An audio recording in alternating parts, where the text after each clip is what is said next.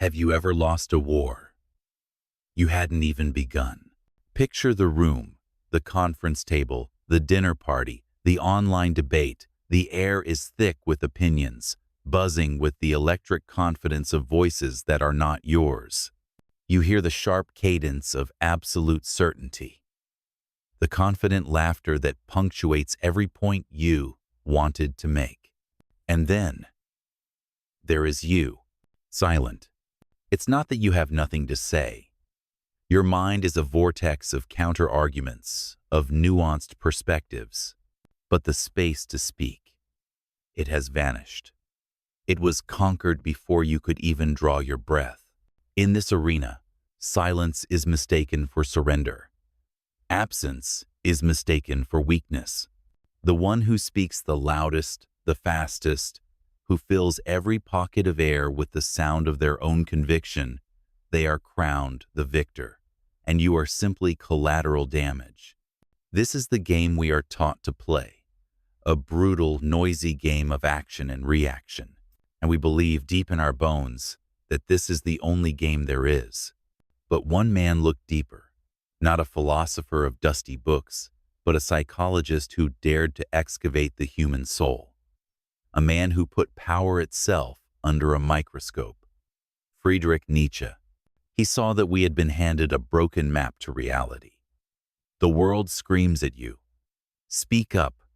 Defend yourself. React.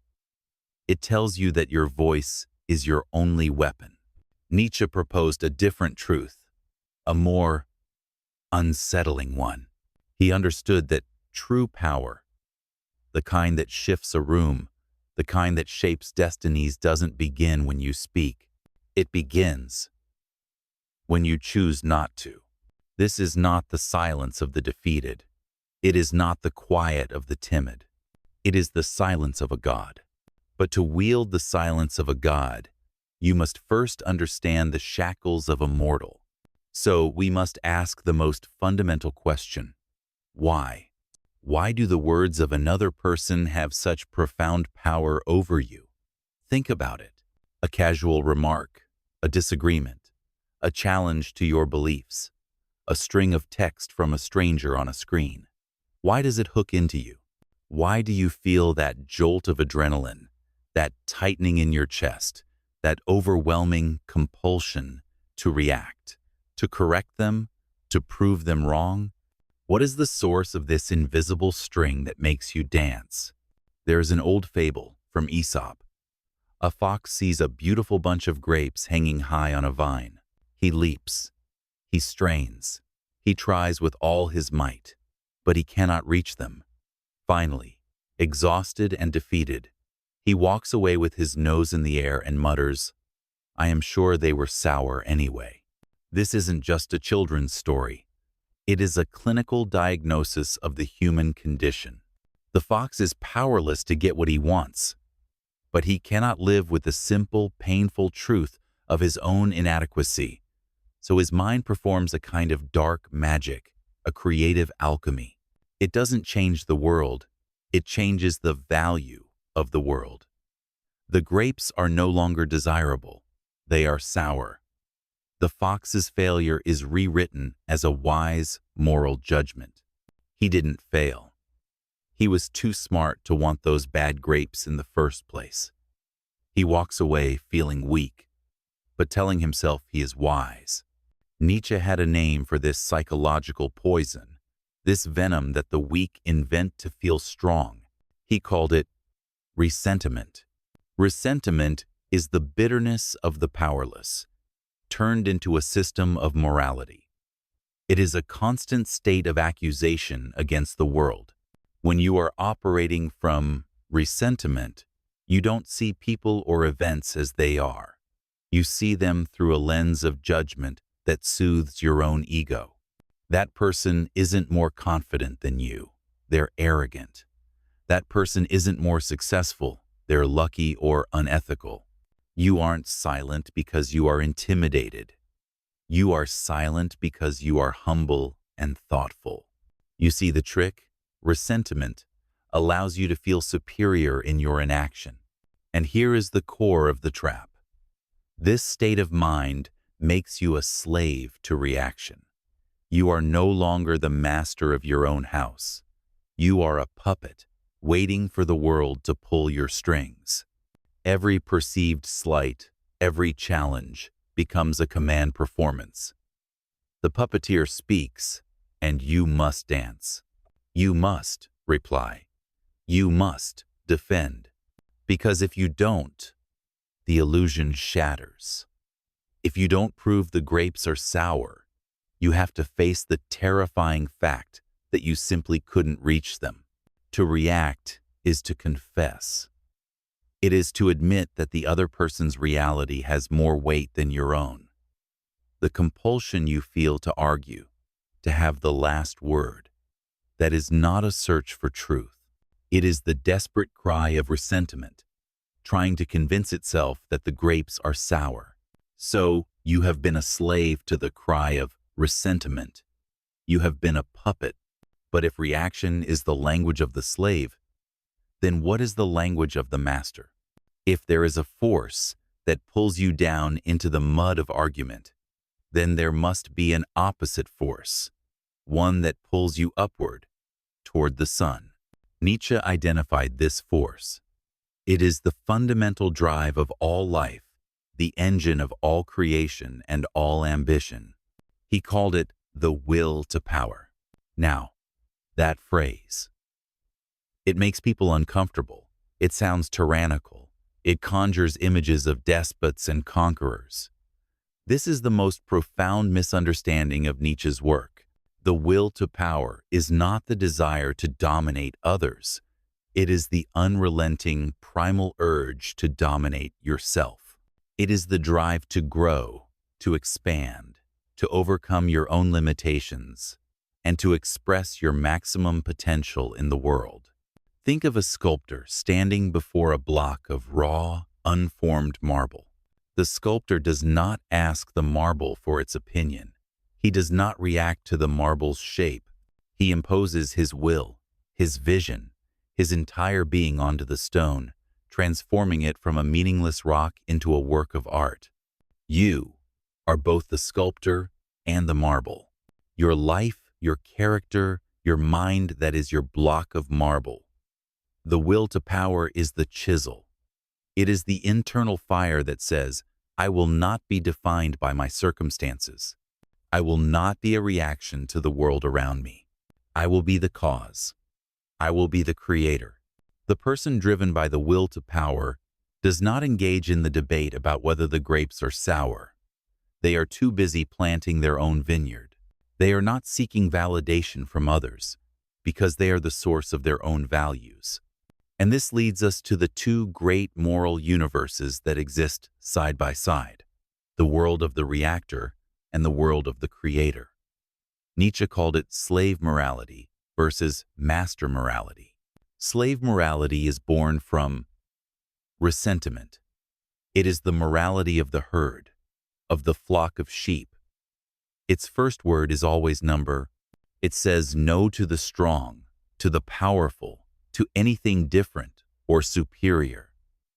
It creates its values out of its suffering. Kindness is praised because the herd needs protection. Pity is a virtue because the herd is full of weakness. Its entire existence is a reaction against a world it cannot control. It needs an enemy, an other, to define itself. But master morality is the morality of the lion. It is born from the will to power. Its first word is a triumphant yes, a yes to itself, a yes to life, with all its struggle and all its beauty. The master does not look outside for validation. He looks inside. He decides what is good, and good is whatever affirms his own strength, his nobility, his power to shape the world in his own image. Bad is what is weak, cowardly, pitiful, reactive. The master is not concerned with the opinions of the sheep. He creates the values by which he lives. He is the king on the chessboard, still, silent, observing. His power is not in his frantic movement, but in his very presence. And this is the choice that is placed before you in every moment of potential conflict. Will you follow the path of reaction, of slave morality, and cry out that the grapes are sour? Or will you choose the path of the Creator, the path of the Master? Here is the secret. Strategic silence is the supreme act of master morality. It is a declaration. It announces that you are the sculptor, not the stone, that you are the lion, not the sheep. You aren't silent because you are afraid. You are silent because the debate is unworthy of your energy. But this choice, this internal declaration that a conflict is beneath you, it is not a passive act. It does something remarkable to the world outside of you.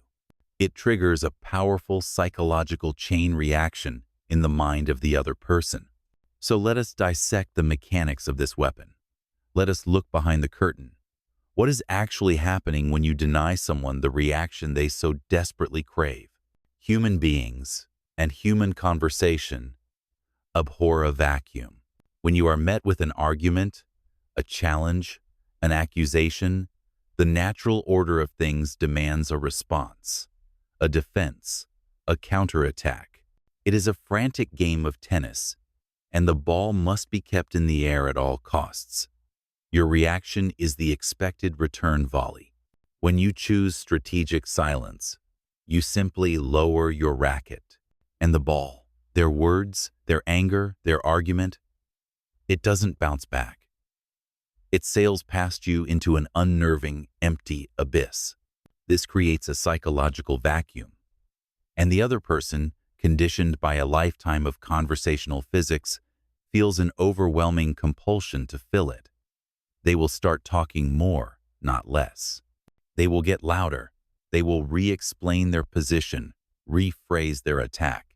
They will start arguing with themselves, trying to play both sides of the net, desperately trying to get the ball back in play.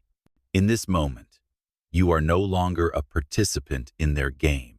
You have become the arena itself. And as they frantically try to fill that void, something else happens. You become a mirror. A person in the grip of anger or arrogance is not looking for a discussion. They are looking for a reflection of their own emotional state. When you get angry, you validate their anger. When you defend yourself, you validate their attack. You are showing them exactly what they expect to see. But when you remain calm, still, and silent, the mirror you provide is terrifying to them. It is a perfect, polished, unblemished surface. They don't see you in that mirror. They see themselves. They see their own frantic energy. They see the cracks in their own logic. They hear the shrillness in their own voice. Your silence doesn't judge them, it creates the space for them to judge themselves. And what they see is often unbearable. Now, apply this principle to the manipulator, the emotional predator. These individuals feed on your reaction. It is their fuel, your anger, your tears, your fear, your frantic explanations. This is the currency they operate on. Your reaction is proof that their venom is working. It confirms their power over you. When you provide nothing, you starve them. You short-circuit their entire operating system. They push a button, and the expected shock doesn't come. It is baffling. It is infuriating. It drives them into a panic. Their engine stalls. And in that moment of malfunction, their mask slips. They are forced to reveal the ugly machinery of their manipulation, often escalating in absurd ways just to get any kind of emotional fuel from you. By doing nothing, you have forced them to show you everything. The power has not just shifted, it has been completely reversed. You, the silent one, are now in control. But control is not a passive state. It is an act of discipline. Power that is not understood cannot be wielded. So now we move from the why to the how. We leave the realm of abstract philosophy and we enter the workshop. You have learned the theory. Now you will learn the technique. This is not magic. It is a trainable skill. There are 4 stages to forging your silence into a tool of power. First, and most difficult, you must master the impulse. Recognize that moment. The flash of heat in your face, the tightening of your jaw, the electric urge to interrupt, to correct, to defend. This is your primal programming. It is the cry of the ego, demanding to be seen. This first step is the entire war, fought and won inside yourself in a single second. It is the conscious choice to veto your own instincts. You feel the wave of reaction rising, and you let it crash against the seawall of your will and fall back into nothing. Do not speak. Do not type. Do not even change your expression. Your first victory is never over them. It is always over yourself. Master this, and the rest becomes possible. Second, with the impulse tamed, your mind is now free to perform its real function. You must shift from being a participant to being an observer. Listen not with the ears of someone waiting for their turn to speak, but with the eyes of a hunter scanning the terrain from a high vantage point. You are not listening for points to argue against. You are listening for data. What words do they repeat? That is the anchor of their anxiety. What are they not saying? What questions do they refuse to answer? You are listening for the cracks in their armor, the subtle contradictions, the emotional tells. You are no longer in a debate. You are in a diagnostic session. You are building a map of their mind. Third, weaponize the pause. Silence has a weight, and that weight increases with every second that passes. After you have been asked a question or faced with an accusation, the natural rhythm of conversation demands an immediate reply. Your task is to deny that rhythm. Let the silence hang in the air. Let it stretch for just 1, 2, 3 seconds longer than is comfortable. This is a profound display of power. It communicates that you are not flustered, that you are in complete control, that you are not playing by their rules. This manufactured discomfort does the work for you. It amplifies their anxiety. It makes them desperate. They will rush to fill the void you have created, and in their haste, they will reveal even more. And finally, step 4, the precise strike. The silence has done 99% of the work. They have exposed their weaknesses. They have exhausted their arguments. Now is not the time for a monologue. To do so would be to surrender the power you have so patiently accumulated. Your work is to end the game, not to win it. This is done with a single, precise verbal action. A short, sharp question that targets the key contradiction you observed during your hunt. You seem to be saying X, but earlier you said Y. I'm not sure I understand. Or, even more powerfully, a simple, disarming statement that offers no hook for further argument. I understand your position. Thank you for sharing that. That's an interesting perspective. It is checkmate. Not a bloody battle, but a quiet, decisive move that demonstrates the game was over long before they realized it.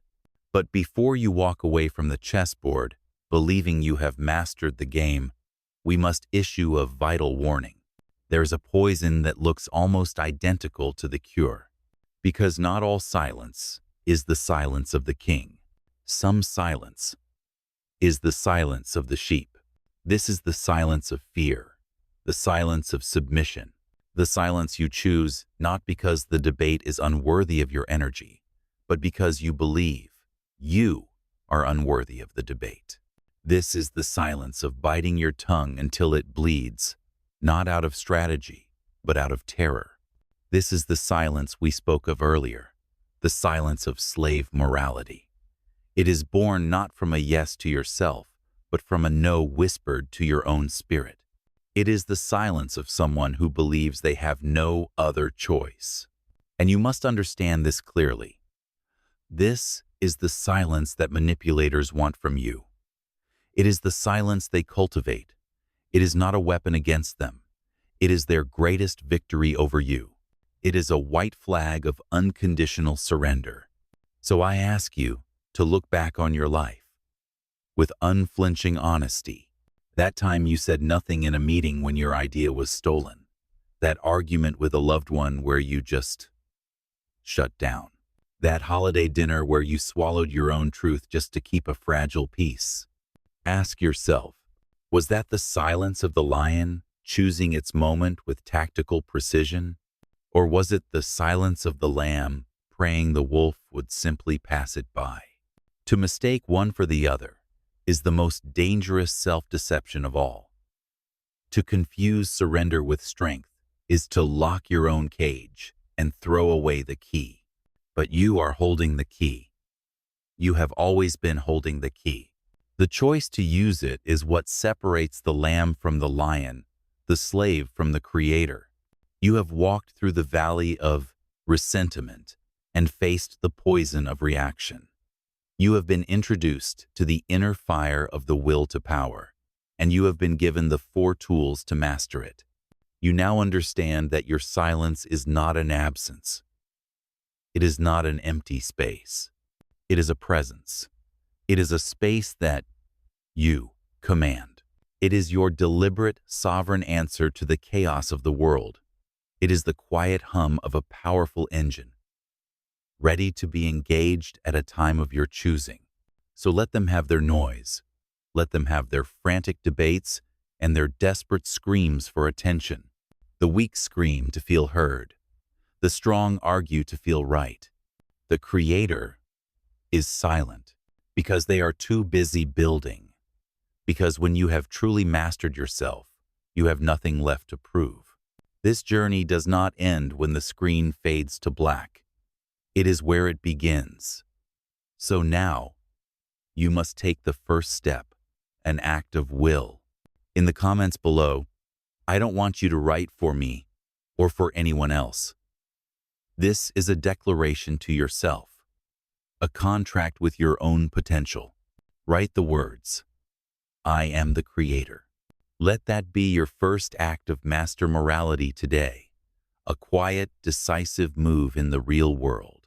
And if you are ready to continue forging your reality, you will find our next video on the screen now. The work is never finished.